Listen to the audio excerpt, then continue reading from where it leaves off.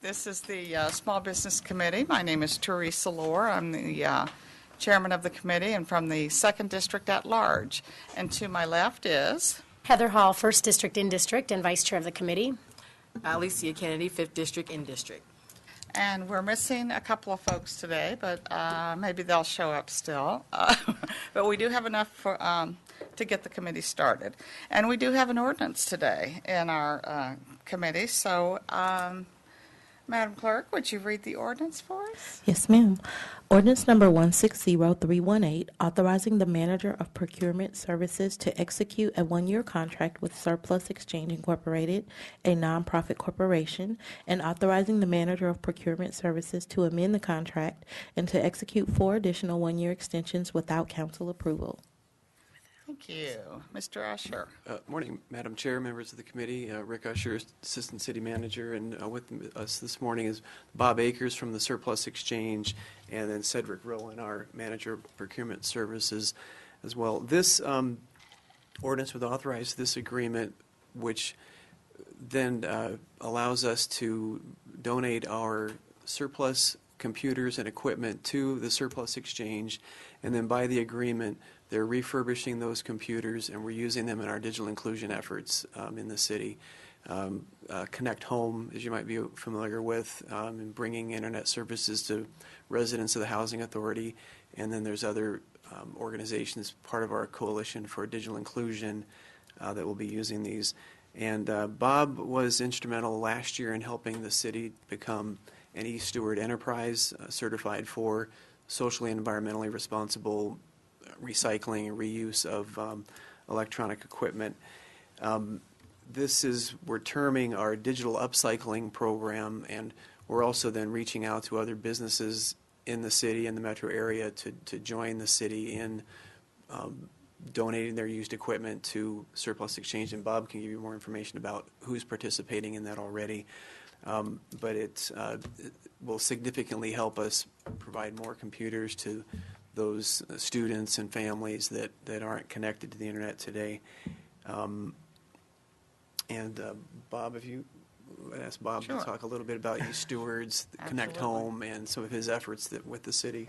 Sure. I'm Bob Akers. I'm the Executive Director of Surplus Exchange. I'm also one of the authors of the eSteward Certification Standard Version 1, Version 2, and a member of the eStewards Leadership Council, part of the Basel Action Network. It's an international organization focused on environmental and social justice. This has been a very exciting period of time for me because, as I told Rick when we started this, and I think I said it to the council last year, it's irritating for me to go to other cities and hear how great they are when we're already doing great things here and not getting the recognition. With Kansas City becoming an eSteward enterprise, that's opened a lot of doors. Being part of Connect Home, we have led the charge. Kansas City is so far out in front of the other 27 communities that I've been shocked. I've had phone calls from Hartford, Connecticut, from Chicago, from Rockford, Illinois, and from Fresno, California, just in the last 2 weeks, asking us to send them computers or help them figure out how to do this. And next month I'll be speaking at the eStewards Conference to talk about the Kansas City plan and how we made it happen here. Over the last, 8 weeks, we've been spending 2 to 3 days a week in public housing facilities, and the need is greater than I anticipated. I don't know if just equipment is going to solve all the problems that we have in those communities as far as education, getting people up and running. We're working really hard with FEC to see if we can bring the young people from those communities into our facility and have them be part of the solution. We're going to train them to do some IT work. We're going to get them directed curriculums through UCM, get them some documentation certifications, and hopefully be able to get them over to get Cisco certified so that they can go out, break this cycle, earn a living, have some pride in what they're doing. From our part, being very community focused, we're really excited about what we might be able to do. We also do a lot of furniture, as I think some of you know. Yes, So in the last couple of weeks, we've been working with Kansas City, Missouri School District. We've been recycling. We already have recycled a lot of electronics from their closed schools, but we've been helping them with some of the furniture, material that's been paid for by taxpayers. We're able to put this back in. We sent, I think, 3 truckloads of furniture to 3 different public housing facilities in the last 2 weeks. Because one of the problems these folks were having were computers are large. They need a place to put it. So we're giving them student desks to try to ease that problem. Do you have any questions about e-stewardship or data security or environmental handling of equipment when it's end of life? I don't even know that we would know what to ask. Well, that is a significant piece of the negotiations that we've been having, and as an e-steward enterprise and an e-steward recycler, Bob's organization is certified for all of those data security. You might tell us Sure. a bit about that, just for. We're required to look at every piece of equipment that comes in to make sure that it is data safe. You know, as we have found, even best intentions sometimes are lacking.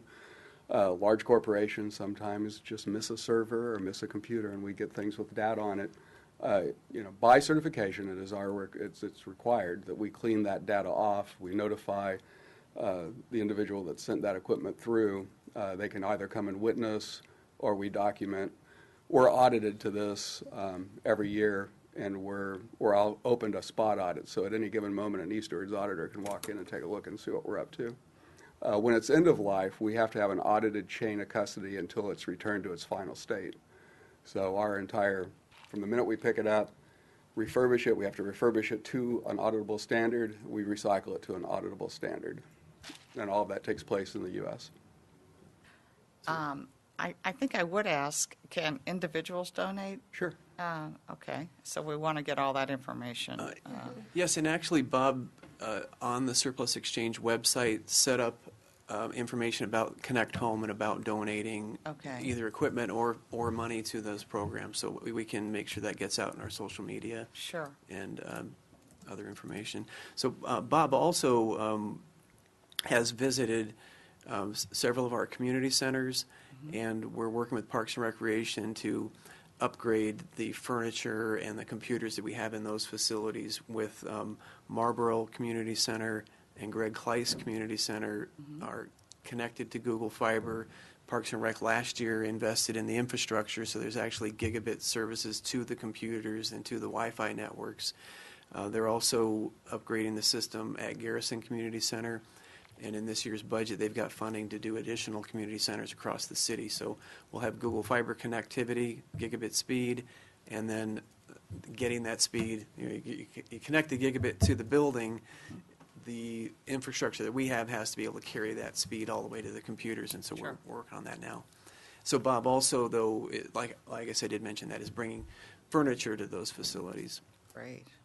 And you get the furniture also through donations, or? Yeah, a lot of corporations come to us when they're going to upgrade.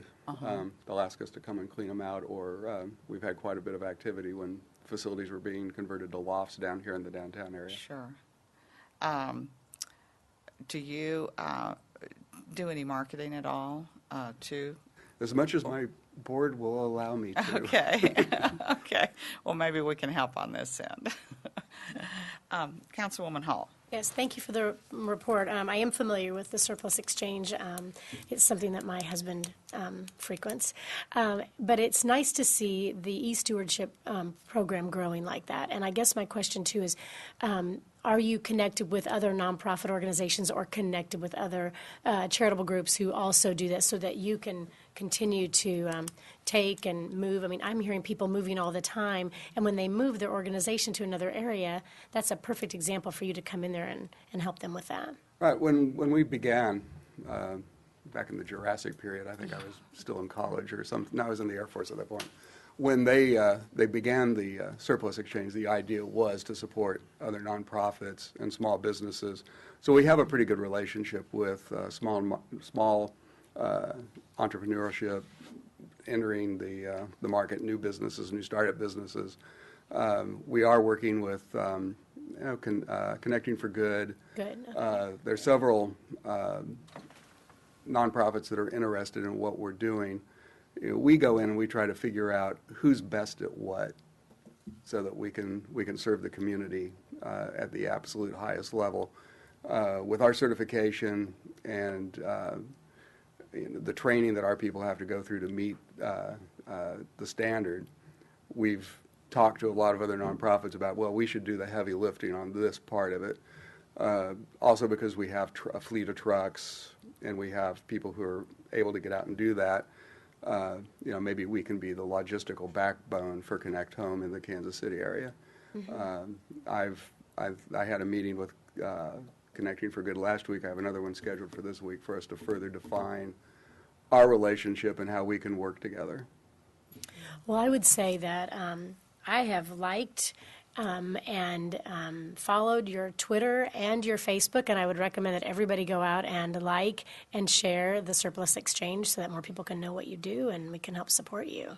I appreciate that. I'll add that Bob's part of our Coalition for Digital Inclusion that includes about, let's say, 30 agencies regionally that support digital inclusion efforts, from the YMCA and the library, of course, and has made a lot of connections through that organization, but has been a very strong partner in the equipment and computer side of the digital inclusion effort. Bob mentioned that just the training educational components, and in Connect Home we have the Housing Authority and the city are partnered on the Connect Home initiative, and there are a number of agencies through the coalition, including Surplus Exchange and Connecting for Good, that are providing digital life skills training to Housing Authority residents. And at the Housing Authority Developments, West Bluff, Wayne Minor, and Watkins and Choteau Court, Google has built what they're calling Google Access Lounges or computer learning centers the residents can use, and these services are provided there on a schedule that the Housing Authority maintains. So we're really trying to address all of the digital inclusion needs of the training, the education. The key component in Connect Home is to assist with high school graduation and college entry of students that are in public housing. Thank you. I'm sorry, Councilwoman Kennedy. Thank you. I appreciate the work that you do. It's very important to make sure that we make resources available to those that are disadvantaged. And the work that with the Connect Home, the tracking and the outcomes that will come from that long term. So this work goes beyond just refurbishing computers. Oh, yeah. It's has the ability to for people for the mobility that they need economically as well. So I appreciate the efforts. Now, East Steward Enterprise, that's new. That's the first I've heard of that. Tell me exactly what does that, define that for me, please. Sure. That allows a community, a municipality, a corporation to decide that they're going to function at the highest level of environmental responsibility when it comes to their electronics. So it's a real environmental justice piece. If you're an East Steward Enterprise, you're going to make sure that when your material is end of life, after you've exhausted financial options that might be best for your municipality or your corporation, such as resale or auction, when stuff is truly to the point where you want to do something else with it, it goes through the East Stewards channels. Everything is documented as it moves. We are actually tracking, or will be tracking for the city and submitting reports on the number of pounds that are moved and submitting that back to East Stewards, and then that'll be part of a report that East Stewards has. So really it's allowing the city to brag about what they've been doing for years anyway. It was a real piece of cake. It was basically a couple of signatures on a document to become an East Steward Enterprise because you've been operating at that level anyway. Now it allows us to take it to the level of social justice. And I don't think you can pull environmental justice away from social justice. Just as we see kids and women crawling through burning pits in Nigeria or China, we have people here in the U.S. that are in need. It's our responsibility to do everything we can to help those people reach their full potential. And one of the ways we can do that is by making this repurposed equipment available to them and give them the ability to have education and have training and see that there's something out there on the horizon. There's a future. I will say that this is a first step, because having, again, being the kid who was raised in the burbs and the guy who lives in Brookside, spending 3 and 4 days in public housing has opened my eyes, and we have so much more work to do. We have so much work to do.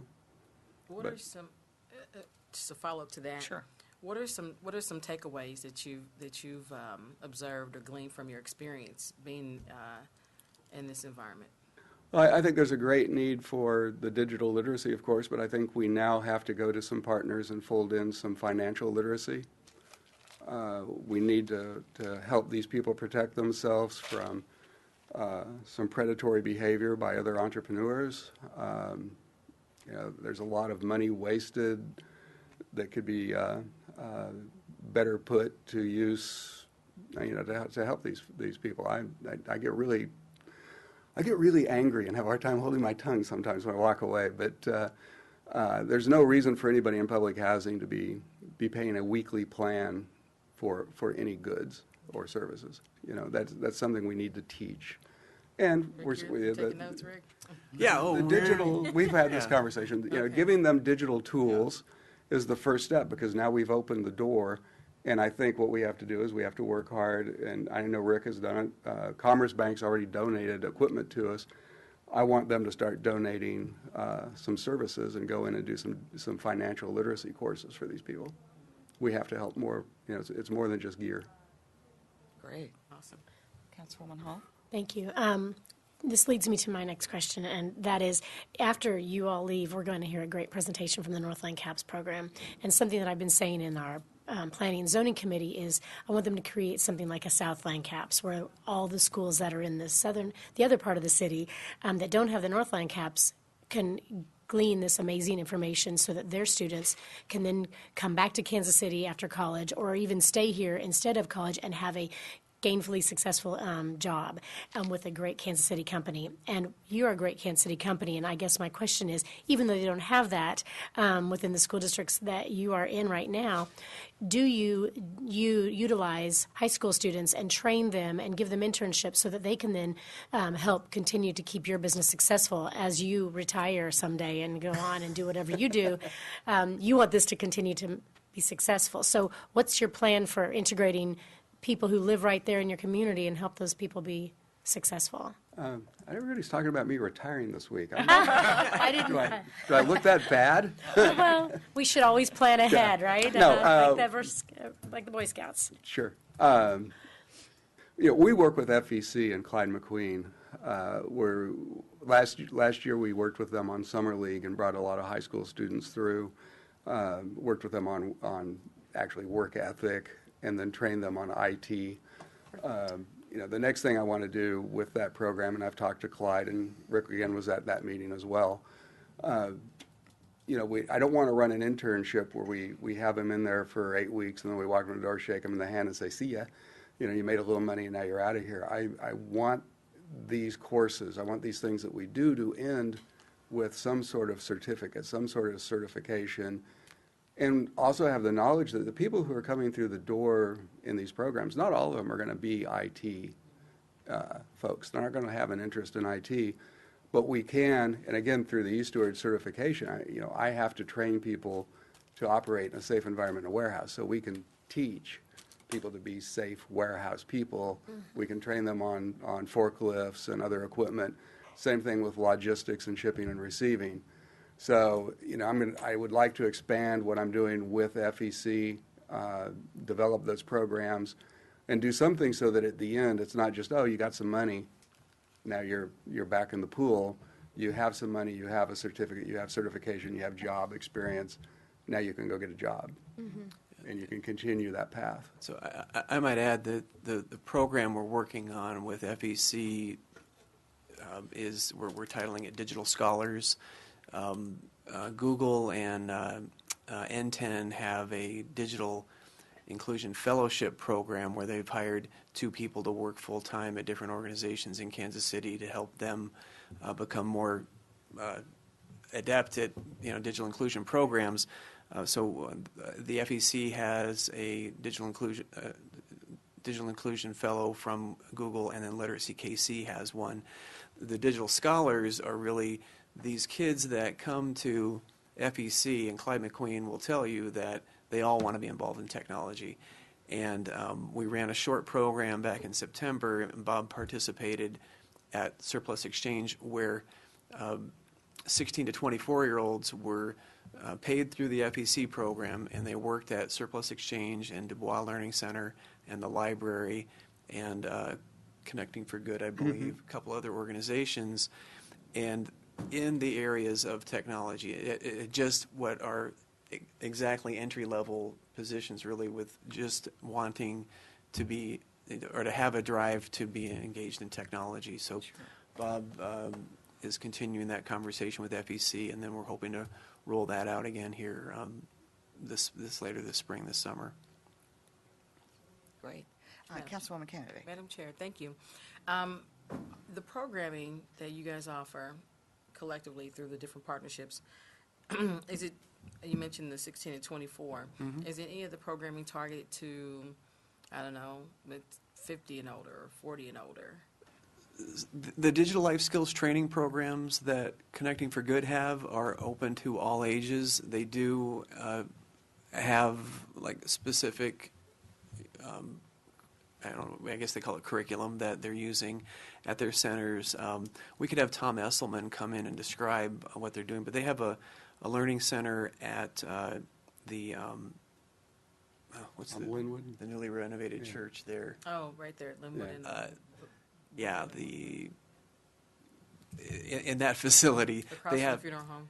Yeah, in the newly renovated church, they have an excellent learning center there, and they'll have, say, the 40 to 50-year-olds come in, 60, 70-year-olds, and then the kids come in, and so they're also trying to find some ways, because kids will teach their elders, and elders will teach their kids, so there's a lot of sharing that goes on. And there's also a center Connecting for Good has in Kansas City, Kansas, so they're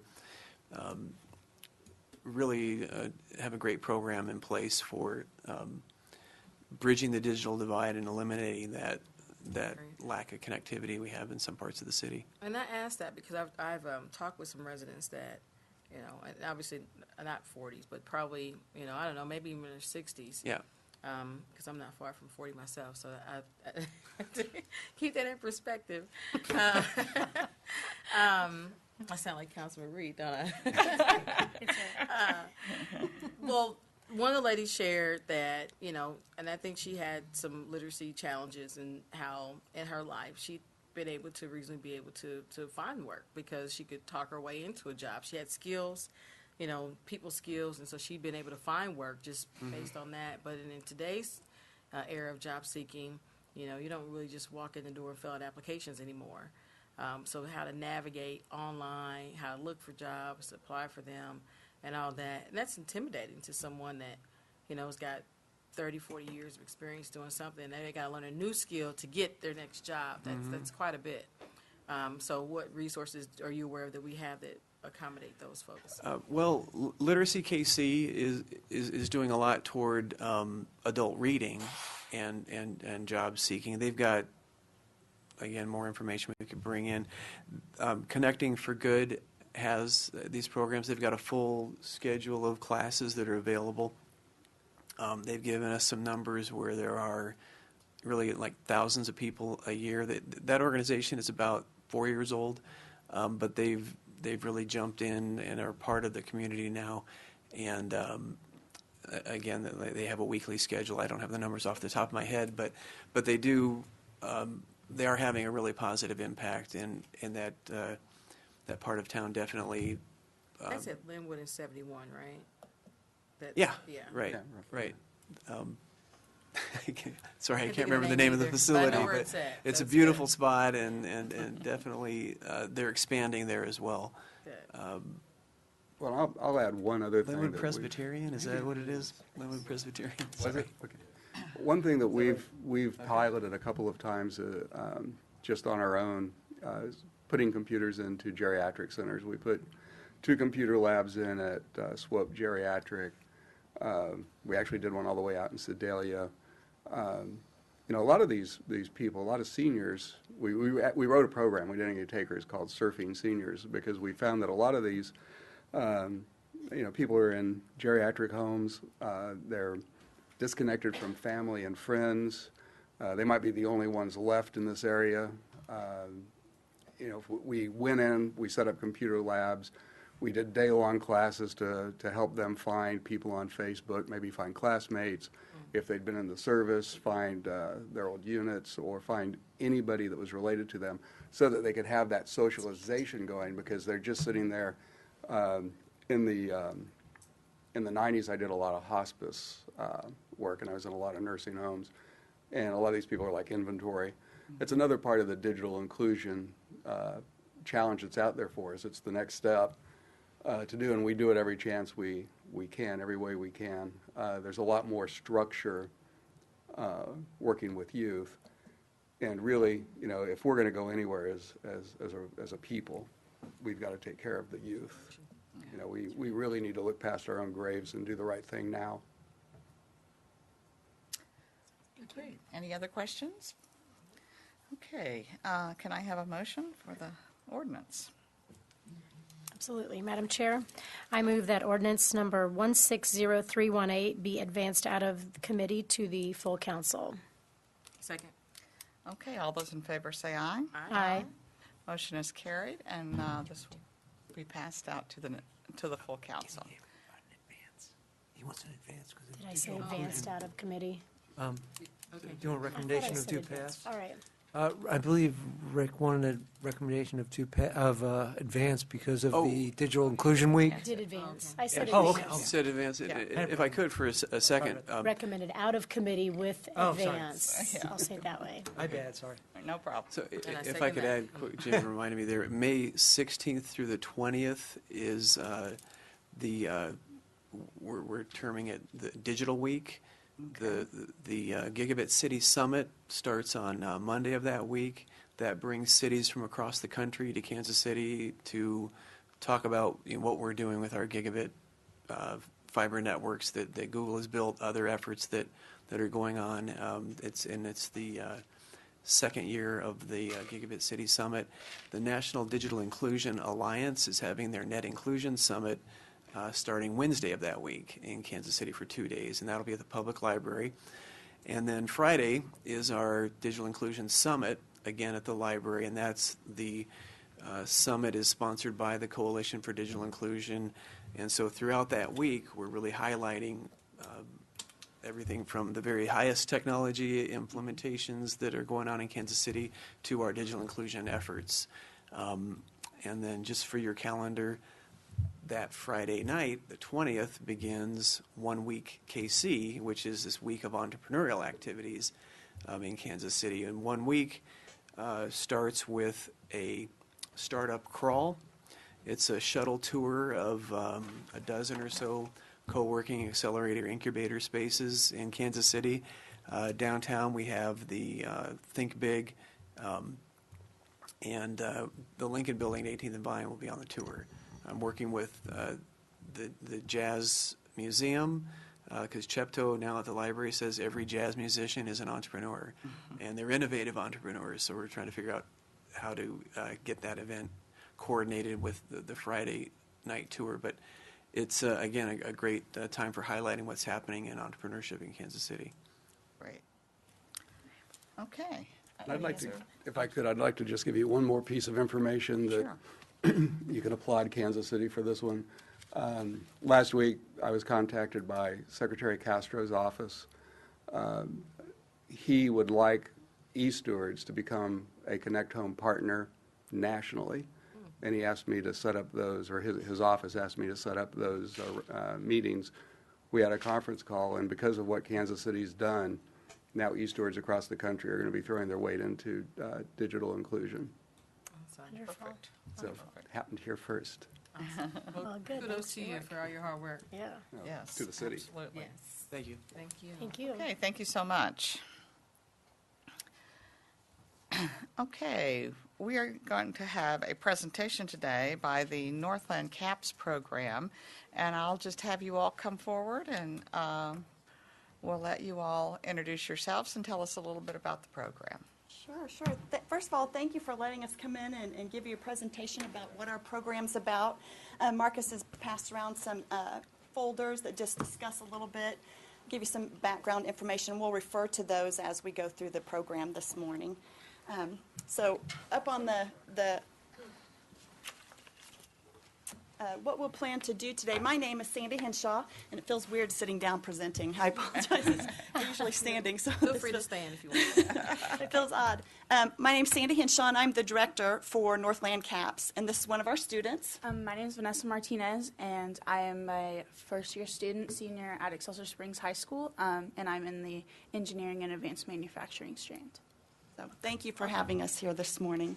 Basically, we just want to give you an overview of what the program is, what we do in the Northland, give you a little bit of the student perspective, and then answer any questions that you might have.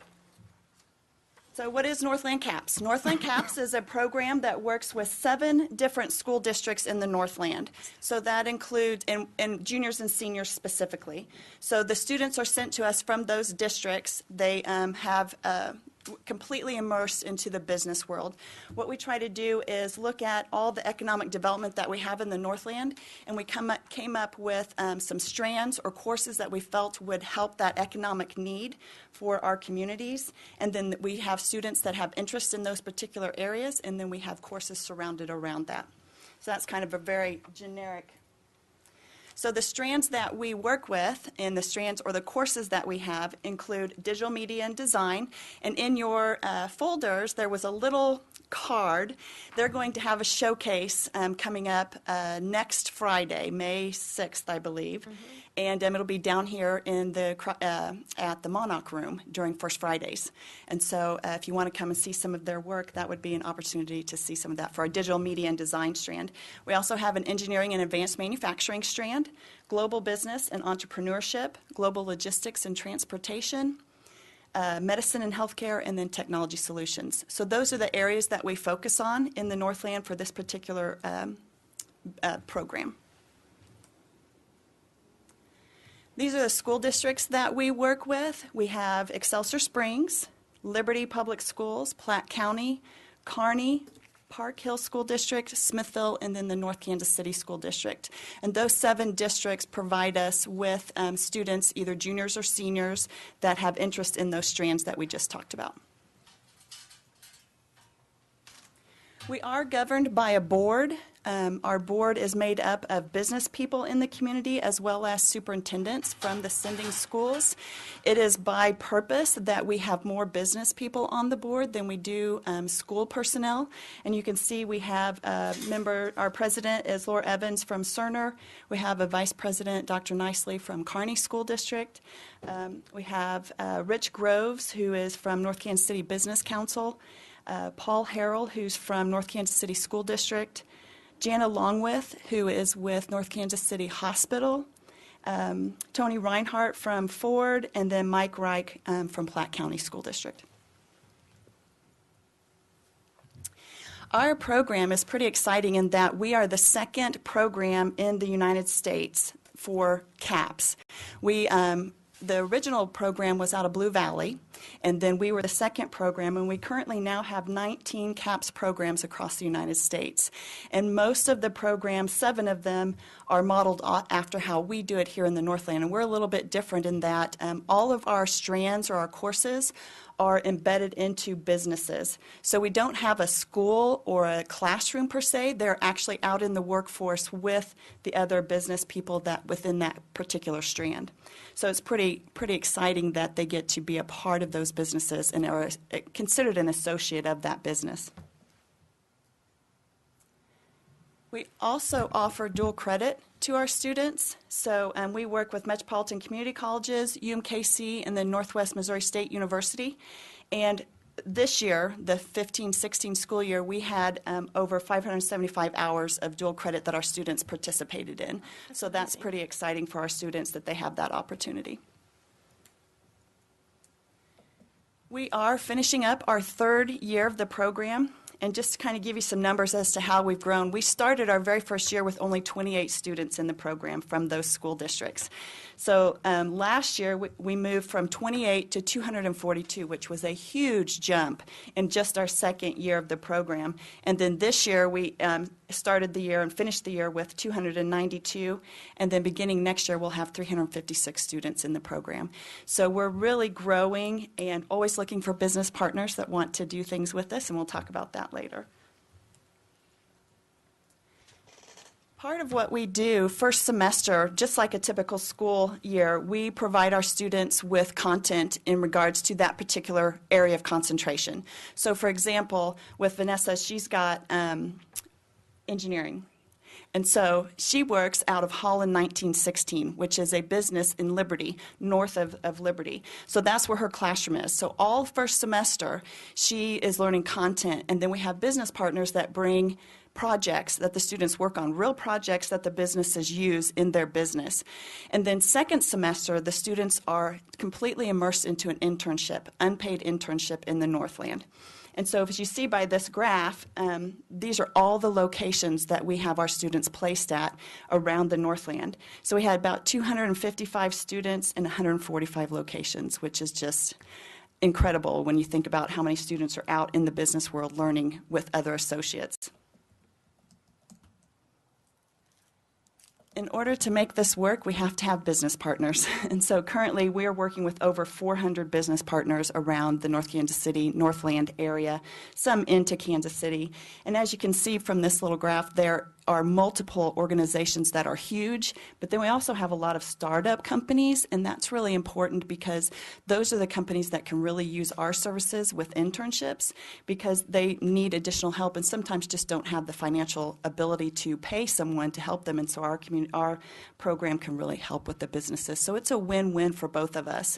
Our students get to know the business and how to do a startup business as well as participate in that world, but then also our businesses are getting additional help for their programs.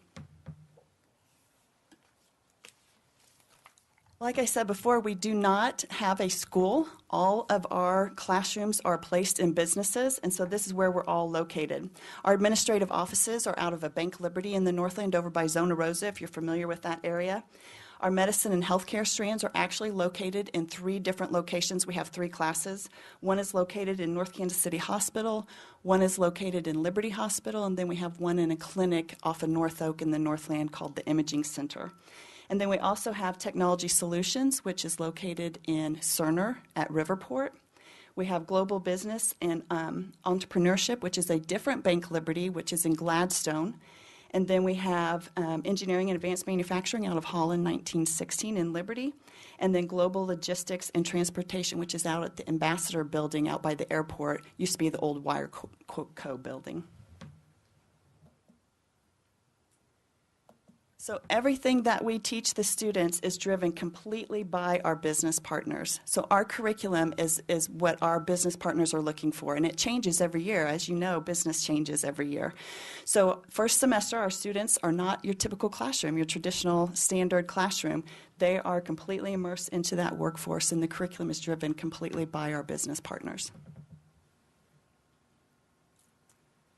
So what does this mean for our students? So we'll have Vanessa give us a little.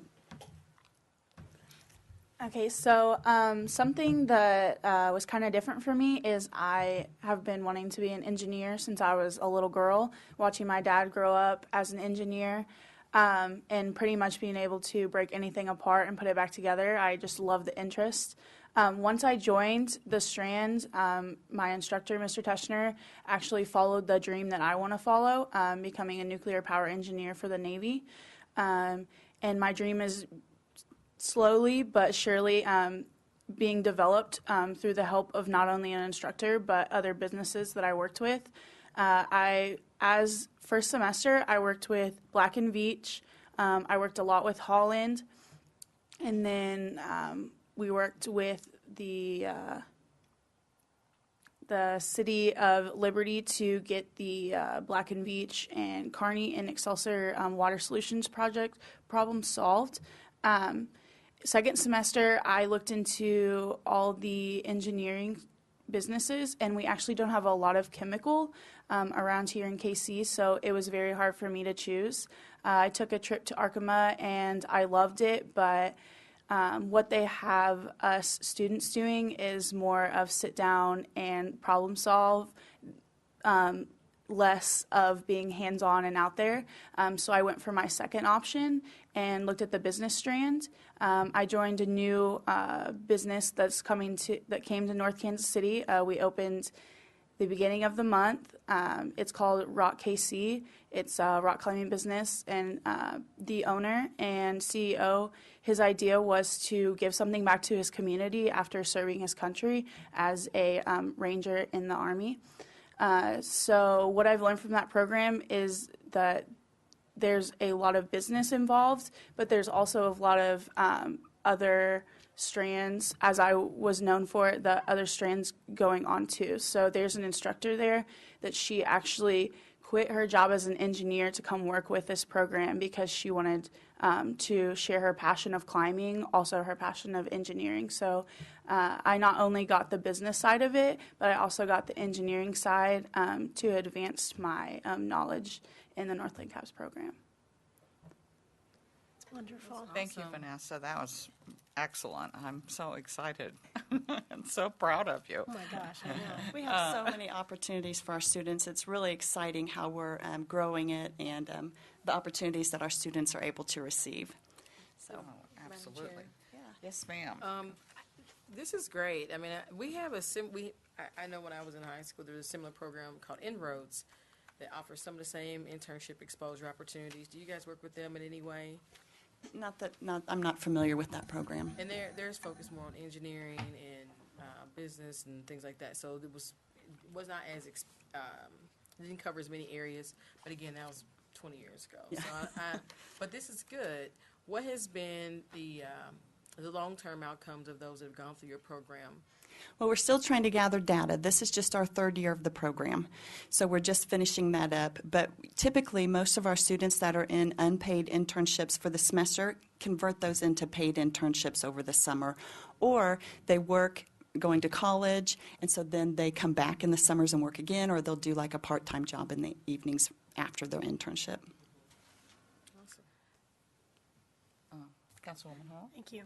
Thank you, Madam Chair. Thank you for this presentation. This is something that's near and dear to my heart, and I keep wanting to have you do the same thing in the Southland, and I don't know if that's what you're going to call it or not, but that's what I call it when I talk about it.